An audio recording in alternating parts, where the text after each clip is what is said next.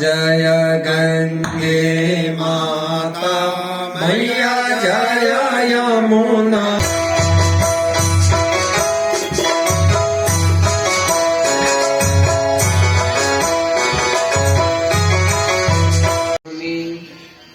तीर्थ यात्रा पर आए हुए हैं, तीर्थवास हो रहा है, कल्पवास हो रहा है और इसी परम पवित्र समय पर 88,000 ऋषि मुनि सद्गुरुदेव श्री सूत जी महाराज के मुखारविंद से श्रीमद् भागवत महापुराण की कथा सुनते हैं। 28वें द्वापर युग की समाप्ति पर हस्तिनापुर नरेश चक्रवर्ती सम्राट महाराजा परीक्षित गढ़गंगा के किनारे तुंगभद्रा के किनारे बरगद वृक्ष की छांव में विराजमान संत शिरोमणि श्री सुखदेव मुनि महाराज के मुखारविंद से श्रीमद् भागवत महापुराण का परम पवित्र ज्ञान प्राप्त करते हैं। राजा परीक्षित उसके जीवन में दुख होता है, विपत्ति होती है। आत्मदेव को संत महात्मा ने समझाया था कि जिद मत कर। संत महात्मा ने आत्मदेव के माथे की लकीरें देखी और कह दिया कि सप्त जन्मावधि हो रहा पुत्रो नैव च नैव च। आत्मदेव 7 जन्मों तक तेरी कोई संतान नहीं हुई। सप्त जन्मावधि हो रहा पुत्रो नैव च नैव च। इसे मान जा, भगवान का भजन कर, भगवान के शरण में आ, क्यों परेशान होता है। लेकिन आत्मदेव ने हठ कर दिया था, जिद कर दी थी। संत महात्मा ने विचार किया कि आत्मदेव को उपदेश देना ठीक नहीं है।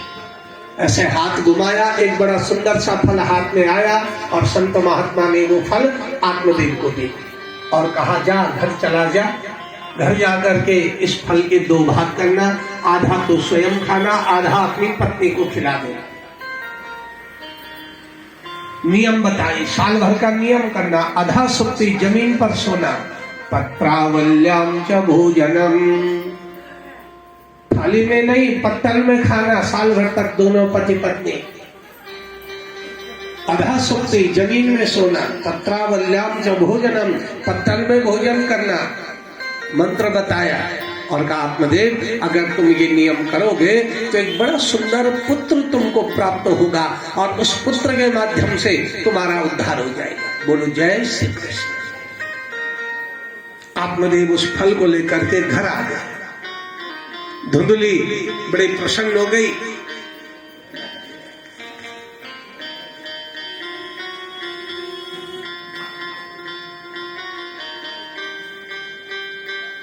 और जब आत्मदेव 7-8 महीने बाद घर आए ना, तो धुंधले ने आज पतिदेव को प्रणाम कर दिया। पहली बार धुंधले ने स्वागत किया। पूछा ठंडा पानी पियोगे, गर्म पानी पियोगे। आत्मदेव को धुंधले का बदला हुआ स्वभाव बड़ा आश्चर्य हो रहा है कि धुंधले का स्वभाव कैसे बदल गया। खैर आत्मदेव अपने घर में आए हुए हैं। अब दोनों धुंधले ने पूछा महाराज आप इतने महीनों में आए, कहाँ रहे, क्या हुआ, कैसा हुआ। आत्मदेव ने पूरी कहानी सुनाई और आत्मदेव ने धुंधले से कहा कि देखो मैं एक फल लेके आया और इस फल को हम खाएंगे और हमारी संतान हो जाएगी। धुंधले भी खुश हो गई। धुंधली भी खुश हो गई। सुबह हुई, दोनों गंगा स्नान करके आए। आत्मदेव ने फल के 2 हिस्से किए। बोलो जय श्री कृष्ण। फल के 2 हिस्से किए और फल के 2 हिस्से करके आधा हिस्सा तो अपने आप खा लिया और वो आधा हिस्सा अपनी पत्नी को देना शुरू किया। धुंधली जब आत्मदेव धुंधली को फल देने लगे तो धुंधली ने ऐसे हाथ आगे बढ़ाया। वह यहीं पर गलती हुई इस परिवार से, आत्मदेव और धुंधली से। आत्मदेव ने वो आधा फल जैसे अपनी पत्नी को देना शुरू किया ना, तो धुंधली ने ऐसे हाथ बढ़ाया। ये फल कैसा है? ये मंडी से खरीदा हुआ फल नहीं है, ये किसी वृक्ष से तोड़ा हुआ फल नहीं है, ये तो एक संत महात्मा का दिया हुआ क्या है? फल रूपी प्रसाद है। केवल फल नहीं है ये, फल तो पेड़ से तोड़ के होता है, वो फल है केवल। दुकान से खरीदा वो केवल फल है, और ये आपने यहां से आपको मिला है वो केवल फल नहीं, फल रूपी प्रसाद है भगवान का। और प्रसाद कभी एक हाथ से नहीं लिया जाता है, भगवान का प्रसाद कभी भी ऐसे एक हाथ से नहीं लिया जाता। प्रसादे सर्व दुखा नाम हानि रस्योपजाय। भगवान का प्रसाद हमेशा सांजल मुद्रा में लिया जाता है। ये सांजल मुद्रा होती, दोनों हथेली इकट्ठी हो जाती है, ये सांजल मुद्रा है। ये जो ऐसी मुद्रा होती है ना, दोनों हथेली जब हम इकट्ठे कर देते हैं, बाएं के ऊपर दाया कर देते हैं, ये सांजल मुद्रा होती है। भगवान का प्रसाद इसी मुद्रा में लिया जाता है।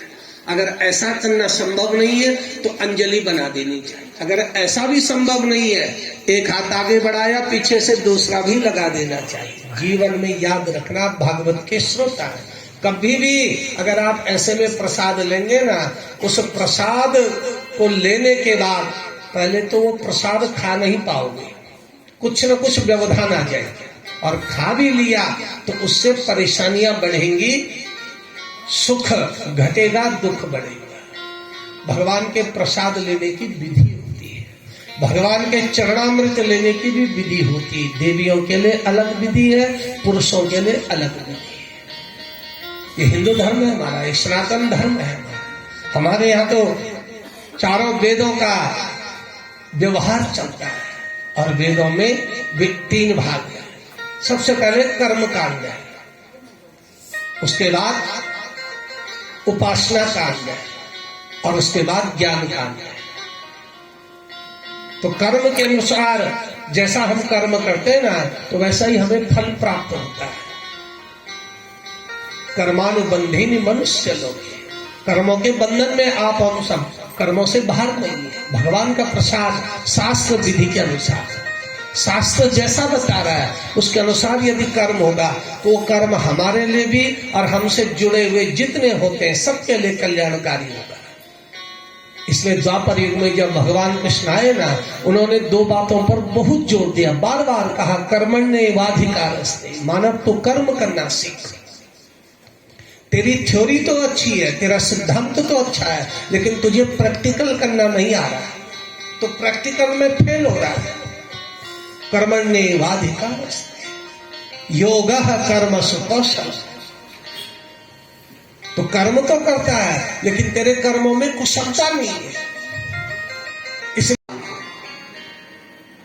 और द्वापर युग में रात के 12 बजे कौन आए थे? कृष्णचंद्र भगवान ही के।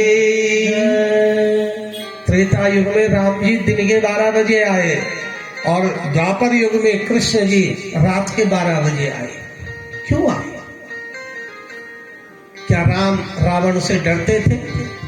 क्या कृष्ण कंस से डरते थे? क्यों आए रात को 12 बजे? क्या भागवत जी में वर्णन आया कि निशीथे तम उद्भूते जायमाने जनार्दने, निशीथे तम उद्भूते जायमाने जनार्दने। भगवान जनार्दन जो सबको उत्पन्न करते हैं, वो स्वयं आधी रात में आ रहे हैं। या निशा सर्वभूतानाम तस्याम जागृति संयमी। तो ये महानिशित काल होता है रात का, आधी रात का। ये भी सिद्ध समय होता है। बड़े बड़े योगी सन्यासी आधी रात को, रात के 12 बजे जाग करके साधना करते, मंत्र साधना होती है। आपने देखा होगा जब हम अपने घर में भगवती दुर्गा जी की पूजा करते हैं तो काल रात्रि की पूजा रात को 12 बजे होती है, वो मंत्र साधना होती है। यहाँ निशा सर्वभूतानाम, जिस समय सारे प्राणी सोए हुए रहते हैं, निशीथ का ये सांजल मुद्रा है। भगवान का प्रसाद अगर इस मुद्रा में लिया हुआ है तो कौशल्या को राम मिले, सीता जी को राम मिले, दशरथ जी को राम मिले, हनुमान जी को राम मिले, ये सब प्रेमी तो है भगवान। प्रसादे सर्व दुखानाम हानि रस्य उपजाय। सारे दुखों की हानि माने सारे कष्टों से छुटकारा जब भगवान का प्रसाद प्राप्त होने लग जाता है। इसलिए जब भी सत्यनारायण भगवान की कथा हो, कीर्तन हो, जागरण हो, भागवत हो, जब भी प्रसाद मिले कोशिश करो ये मुद्रा बन जाए। अगर ऐसा नहीं तो अंजलि बना दो। अगर ऐसा भी नहीं होता तो ऐसा कर लो, हाथ के पीछे हाथ लगा दो। लेकिन अगर अकेले हाथ से प्रसाद लिया ये दुखदाई हो जाएगा। धुंधली से यही गलती हुई थी और ये गलती आत्मदेव की भी थी। आत्मदेव ने पूरी दुनिया को सिखाया लेकिन अपनी पत्नी को नहीं सिखाया। अब परिणाम क्या निकला? धुंधली ने जैसे वो आधा फल हाथ में लिया वो कंफ्यूज हो गई, भ्रमित हो गई, खाऊं न खाऊं, खाऊं न खाऊं। आत्मदेव जैसा पति जो फल दे रहा है और धुंधली ने वो फल खाया है, हाथ में पकड़ करके सोचने लगी कि खाऊं न खाऊं, खाऊं न खाऊं। इतने में वो सहेलियां इकट्ठी हो गई, उनसे पूछती है कि खाऊं न खाऊं। सहेलियां हंसने लगी, अरे फल खा के यदि बच्चे होते तो सारी दुनिया फल खाती और बच्चे हो जाते। तेरा पति सठिया गया है। एक और बात बीच में आ गई। धुंधली की एक बड़ी जिगरी दोस्त थी, ये इसकी धर्म बहन बनी हुई थी, वो भी आ गई। उसने देखा मौका, वो धुंधली को एक किनारे ले गई और धुंधली से कहती, दीदी सुन मेरी बात। दीदी जीजाजी जब घर से गए थे तो झगड़ा हुआ था। कहा बहन बहुत झगड़ा हुआ था। कहा दीदी फल एक लाए कि दो लाए?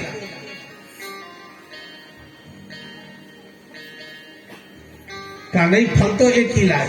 कहा दीदी सुन, जीजाजी बहुत चालाक है, जो फल लाए ना उसमें तंत्र मंत्र किया हुआ है। फल की जो अच्छी साइड थी वो जीजाजी ने खा ली है और वो तंत्र मंत्र वाला हिस्सा तेरे लिए रखा हुआ। अगर तूने ये फल खाया तेरा राम नाम सत हो जाएगा, मत खा इस फल को। उसने और कंफ्यूज कर दिया। संत महात्मा का दिया हुआ फल रूपी प्रसाद धुंधली ने एक हाथ से लिया और उसकी क्रिया देखी, कंफ्यूज हो गई। अगर सीधे खा लेती ना इस परिवार का विनाश नहीं होना था, इस परिवार की दुर्गति नहीं होनी थी। लेकिन धुंधली ने वो फल नहीं खाया, सहेलियों के उसमें पड़ गई।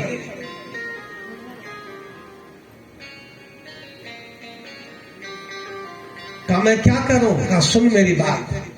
फलम अर्पयधीन हुई त्वम, ये जो फल है ये गाय को खिला। देख गाय का भी भला नहीं होगा। फलम अर्पयधीन हुई त्वम, ये फल गाय को खिला दे। कहा मैं क्या करूं? कहा तू चिंता मत कर दीदी, मेरे तो 5 बेटे हो चुके हैं और छठा होने वाला है। अब तुझे तो पता है मेरे तो पुत्र ही पुत्र होते हैं। ये बच्चा जैसे पैदा होगा मैं तुझको दे दूंगी, क्यों परेशान होती है? कहा बेटा तो देगी लेकिन उसे दूध कौन पिलाएगा? कहा क्यों परेशान होती है? अरे मुझे कुछ धन दौलत दे देना, मैं तेरे घर में आ जाऊंगी, तेरे घर का झाड़ू पोछा भी करूंगी, बच्चे को दूध भी पिला दूंगी। और बोल। धुंधली ने जफ्फी मार करके उस बहन को अपने गले लगा दिया। कहा दीदी ये सब तो हो जाएगा लेकिन ये सब फ्री में नहीं होना है। कहा बोल क्या चाहिए तुझे? कहा दीदी वचन दे। धुंधली ने आधे तो आज दे दे और आधे उस दिन देना जब मैं तुझे बेटा। आत्मदेव ने बड़ी मेहनत से धन कमाया था और अपनी पत्नी को सजाने संवारने के लिए ढेर सारे सोने चांदी के आभूषण बनाए थे। और धुंधली ने एक झटके में वो सारे आभूषण वो धर्मबहन को दे दिए। बुद्धिहीन नारी लाखों के घर को खाक में मिला देती है। धर्मशास्त्रों में चर्चा हुई कि घर का पुरुष यदि बुद्धिहीन हो जाए तो इतना नुकसान नहीं होता। अगर घर की देवी, घर की गृहिणी यदि बुद्धिहीन है तो लाखों का घर खाक में मिल जाता है।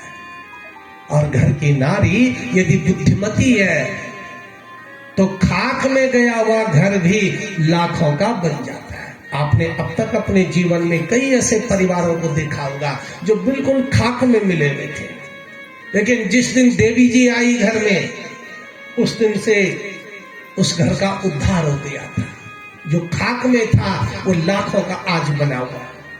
बोलो जय श्री कृष्ण। जोर से बोलो और जोर से बोलो। व्रत तो हमने रखा हुआ, आपने थोड़ी रखा हुआ। दाल भात का जोर लगा दो आज। जय श्री कृष्ण। जय श्री कृष्ण। और बुद्धिहीन नारी लाखों के घर को खाक में मिला दी थी। कई घर आज मिट्टी में मिल गए, कई घरों का सत्यानाश हो गया। बोलो जय श्री कृष्ण। पर बुद्धि नहीं होनी चाहिए। धुंधले ने गंवा दिया, आत्मदेव को पता नहीं चला।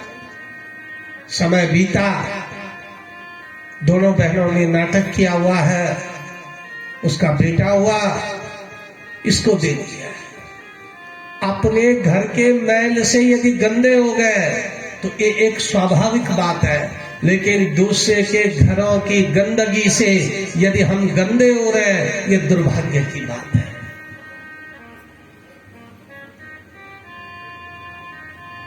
अपने घर की गंदगी से यदि गंदे हो गए, मैले हो गए तो कोई बात नहीं, लेकिन दूसरे की गंदगी को यदि घर में ला गए और उससे घर का सत्यानाश कर दिया, ये दुर्भाग्य है, ये बहुत बुरी बात है।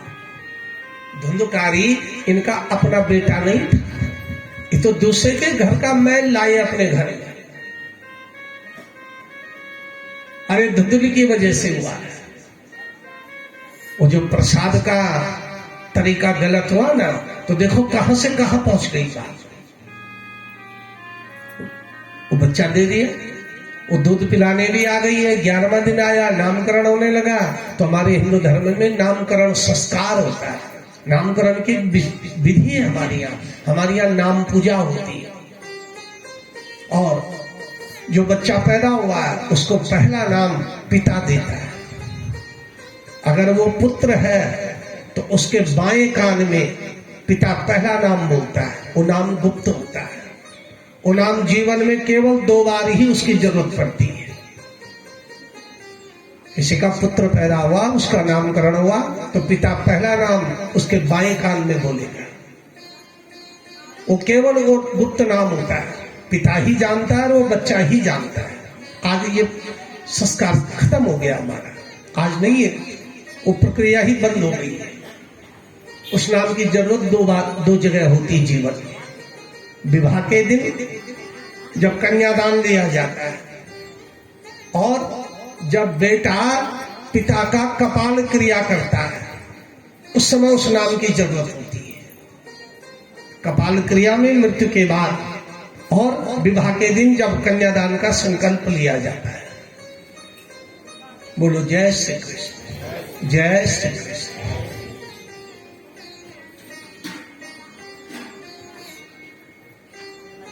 अब आत्मदेव ने तो व्यवस्था की हुई थी कि नामकरण होगा। धुंधली ने पतिदेव को धक्का दे दिया, नहीं जी, परेशानियां तो मैंने उठाई है, इसका नामकरण मैं करूं।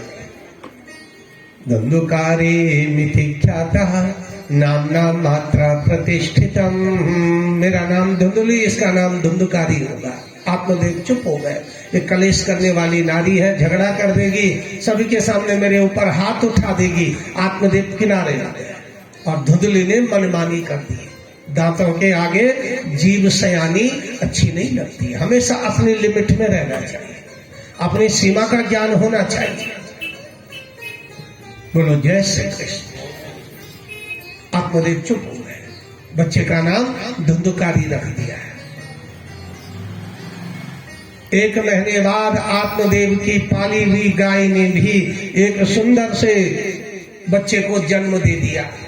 आत्मदेव जब गौशाला गए तो वहां देखा कि आज तक तो कभी बछड़ा हुआ, कभी बछड़ी हुई, लेकिन इस बार तो चमत्कार हो गया, गाय ने भी एक मनुष्य के बच्चे को जन्म दिया हुआ है। केवल कान गाय जैसे, दोनों कान गाय जैसे हैं, बाकी पूरा शरीर मनुष्य जैसा है।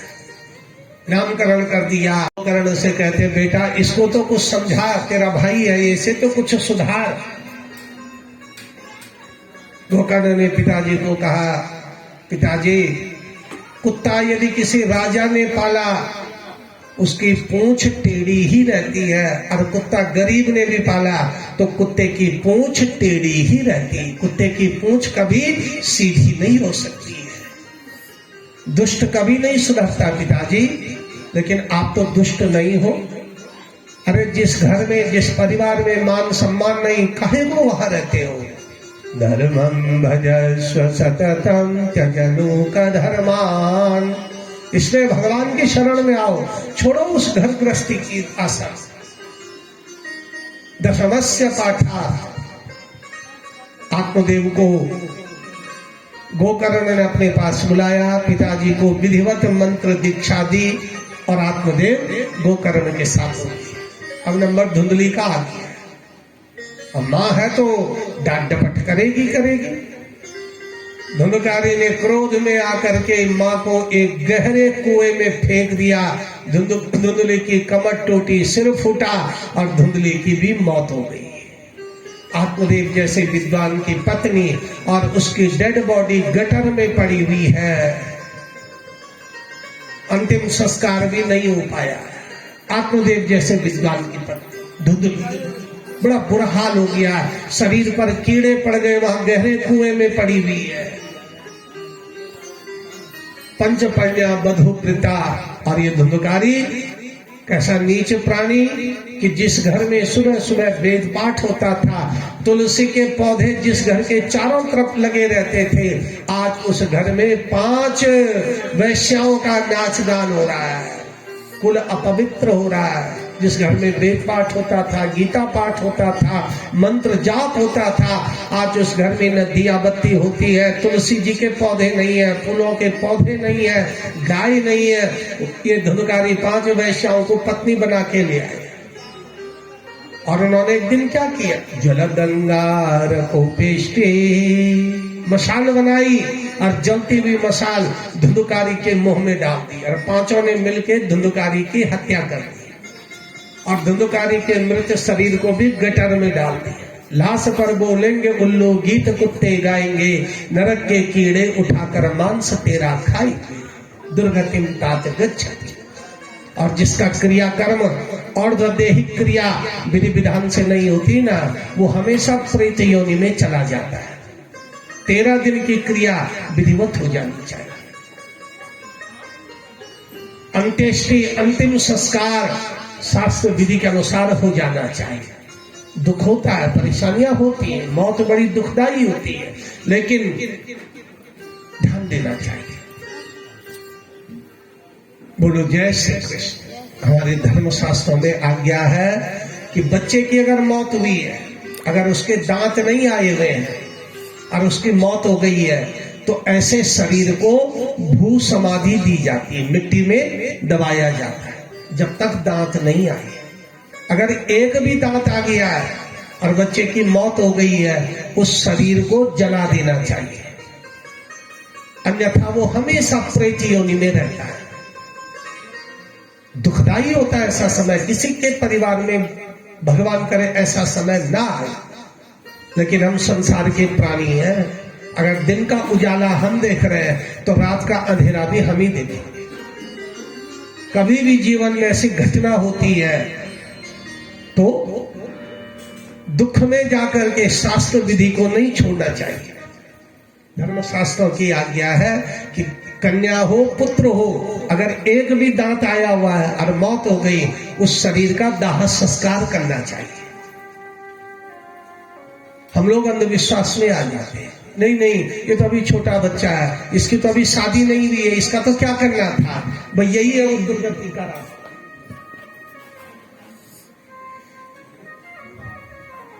क्रियाकर्म यदि विधिवत हो गया फिर कहीं कोई दिक्कत नहीं होती है, क्योंकि मरने के बाद हम सब प्रेत बनते हैं। ऋषि मुनि ज्ञानी ध्यानी संत महात्मा सज्जन दुर्जन राजा महाराजा रंक भिखारी, जब हमारे शरीर से प्राण निकलते हैं ना, हम सब प्रेत बनते हैं और 10 दिन तक प्रेत योनि में रहते हैं, सब रहते हैं।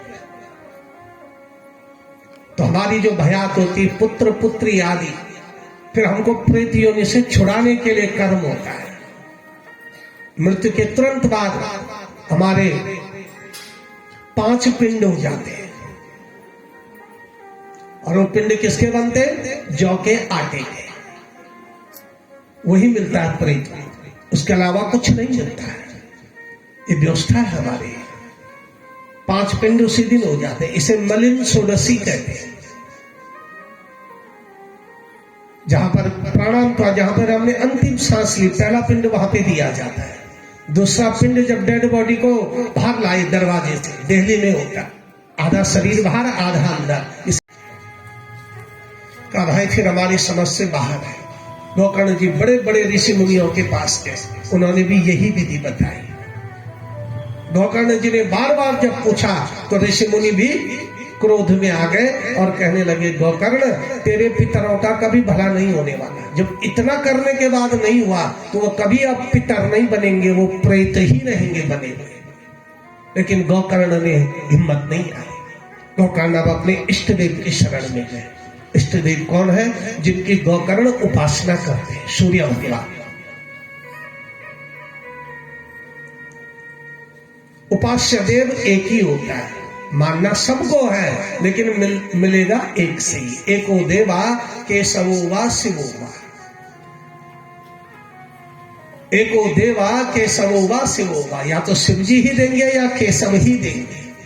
एको मित्र एक ही होता है, चाहे वो गरीब हो चाहे अमीर हो, साथ वही देता है। एका भार्या सुंदरी वा दरीवा, पत्नी एक ही होती है, चाहे वो सुंदर हो चाहे वो असुंदर हो। एका भार्या सुंदरी वा दरीवा, एको मित्रा निर्धनो वा धनी वा, एको देवा केशवो वा शिवो वा। मिलता एक से ही है। तो गोकर्ण महाराज सूर्य भगवान की उपासना करते हैं, रोजाना सूर्य की जल देते, उपासना करते हैं। और जिसके हम उपासना करते हैं ना, वही हमारा इष्ट देव होता है, उसी से हमारी बातचीत होती है। और गोकर्ण बाहर से उजले अंदर से काले, अंदर से काले, बाहर से उजले अंदर से काले, अंदर से काले, गोविंद काले, गोपाल काले, गोविंद काले, गोपाल काले, गोविंद काले, गोपाल काले, गोविंद काले, गोपाल काले।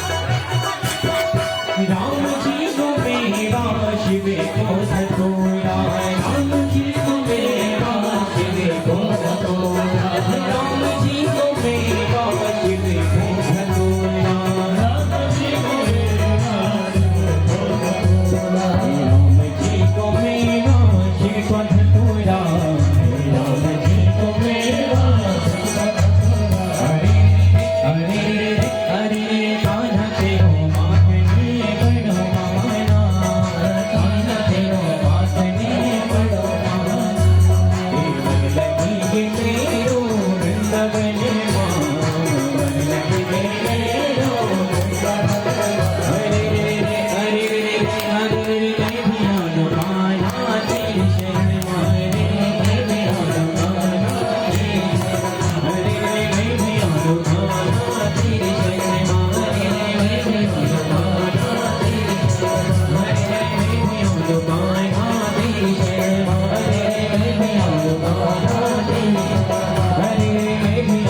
कान्हा तेरी शरण मारे अब कान्हा है तेरी शरण मारे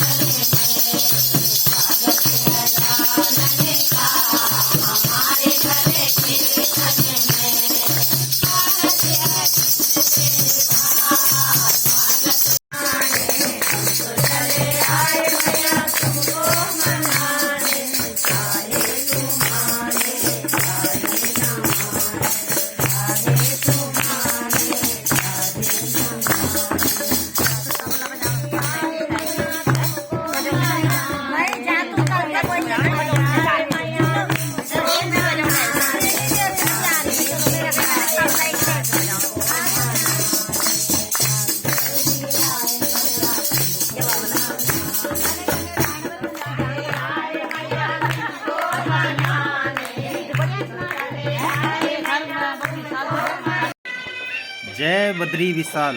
जय बद्री विशाल।